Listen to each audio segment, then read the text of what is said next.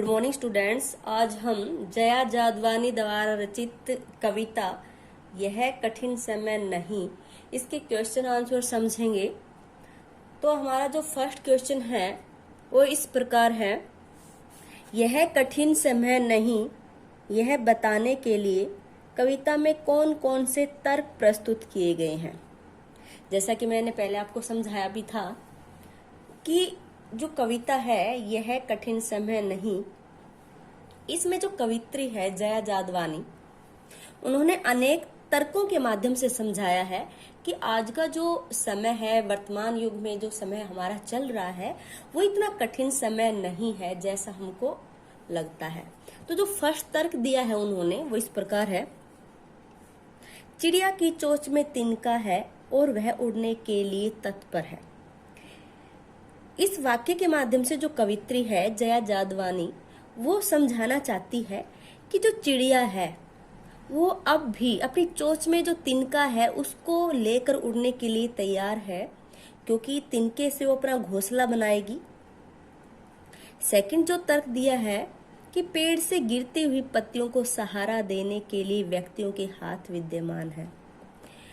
इन पंक्तियों में कवित्री कहती है कि जिस प्रकार पेड़ से पत्ती गिरती है और उन पत्तियों को सहारा देने के लिए व्यक्ति का हाथ रहता है, उनको पकड़ने के लिए व्यक्ति का हाथ विद्यमान रहता है, उसी प्रकार इस संसार में जो असहाय व्यक्ति हैं उनके साथ सहयोग करने के लिए आज भी संसार में जो दयावान व्यक्ति हैं वो विद्यमान हैं।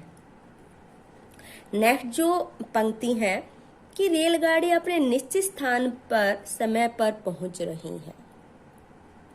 इस पंक्ति के माध्यम से कवित्री कहना चाहती है कि आज का समय इतना कठिन नहीं है, क्योंकि हर कार्य समय पर हो रहा है। जो रेलगाड़ी है वो भी अपने निश्चित स्थान पर समय पर पहुंच रही है, जो उसका गंतव्य है, जहां पर उसको जाना है उसी समय से वो चल रही है। रेलवे स्टेशन पर खूब चहल पहल है और लोग भी रेलगाड़ी की प्रतीक्षा कर रहे हैं, उसका इंतजार कर रहे हैं। तो लोगों की बहुत चहल पहल है, आपस में बात कर रहे हो, लोग एक दूसरे की प्रतीक्षा करते हैं। और जो लोग हैं अपनों का इंतजार कर रहे हैं, वहां बैठे हैं और अपनों का आने का इंतजार कर रहे हैं। बूढ़ी नानी पहले की भांति कहानियां सुनाती है, और जो हमारी बूढ़ी नानी है वो जिस प्रकार शुरू से ही कहानियों का चलन रहा है, जो नानी हमें बचपन से ही कहानियां सुनाती आ रही है, आज भी उसी प्रकार वो कहानी सुना रही है जैसे वो पहले सुनाती थी। अंतरिक्ष के पार की दुनिया के समाचार लेकर एक बस आती है। यहाँ पर जो कवित्री है वो आपको समझाना चाहती है कि अंतरिक्ष के पार जो एक दूसरी दुनिया है, मतलब जो हमारे अपने हैं जो दूसरे स्थान पर रहते हैं, उनका जो समाचार है, उनका समाचार लेकर आज भी एक बस दूसरी दुनिया से हमारे पास आती है। सेकंड क्वेश्चन है, चिड़िया चोंच में तिनका दबाकर उड़ने की तैयारी में क्यों है, वह तिनकों का क्या करती होगी, लिखिए। चिड़िया जो है अपनी चोंच में तिनका दबाकर उड़ने के लिए तैयार है और वो उड़ने की तैयारी में रहती है, क्योंकि जिस तिनके को उसने अपनी चोंच में दबा रखा है उस तिनके से वो अपना घोंसला बनाना चाहती है।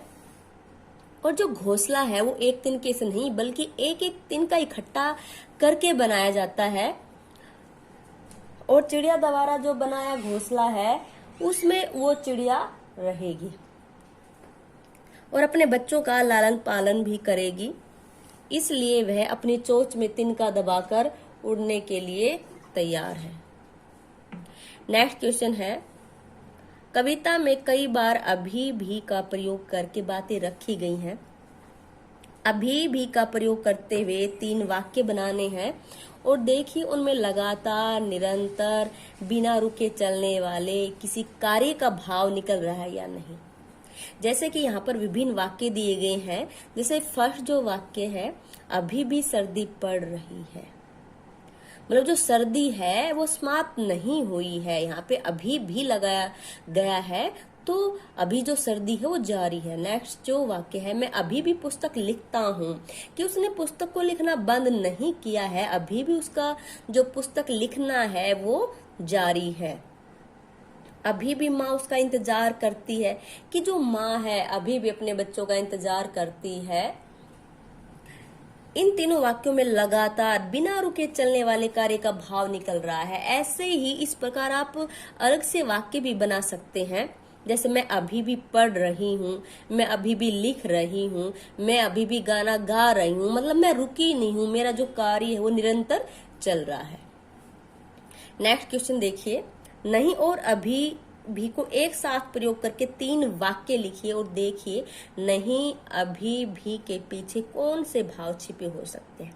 तो जो जैसे नहीं अभी मैं स्वस्थ नहीं हूँ, तो यहाँ पर वो कह रहा है कि नहीं अभी मैं ठीक नहीं हुआ हूँ, मैं अभी स्वस्थ नहीं हूँ, तो यहाँ पे उसके बीमार होने का भाव पता चल रहा है कि अभी वो अच्छे से ठीक नहीं हुआ है। नहीं अभी भी उसके आने में देर है, कि वो अभी आया नहीं है, अभी पहुंचने वाला नहीं है, उसे आने में अभी समय लगेगा, तो यहाँ पे उसकी अभी प्रतीक्षा करने का जो भाव है वो यहाँ पे पता चल रहा है। नेक्स्ट है, नहीं अभी भी लोगों के अंधविश्वास समाप्त नहीं हुए हैं, कि जो लोग हैं आज भी अंधविश्वासी हैं और उनके अंदर जो अंधविश्वास की जो भावना है आज भी विद्यमान है, वो आज भी समाप्त नहीं हुई है। थैंक्स स्टूडेंट्स, मेरे चैनल को लाइक कीजिए, सब्सक्राइब कीजिए और कमेंट्स कीजिए।